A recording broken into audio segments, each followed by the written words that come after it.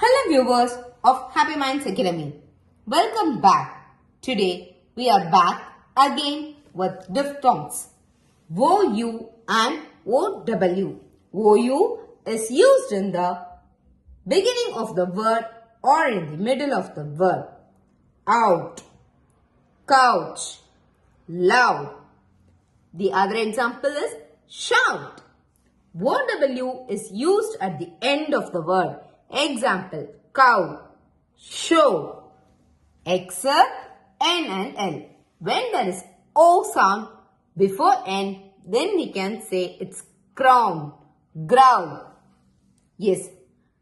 However, there are common mistakes when learners make with diphthongs. Few of them are pronouncing them as pure vowels. For example, saying coin instead of coin. Saying coin, coin instead of coin.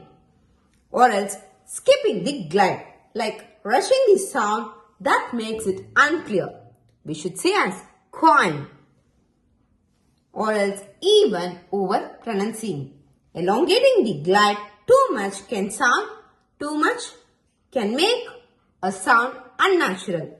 Coin, out, couch, loud. Here are practicing tips for mastering diphthongs. Listen and repeat. Listen and repeat. Record yourself and compare with the native speakers.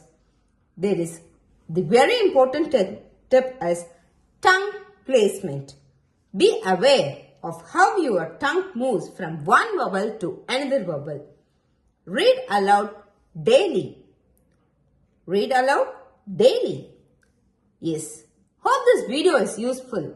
Don't forget to like and subscribe our channel.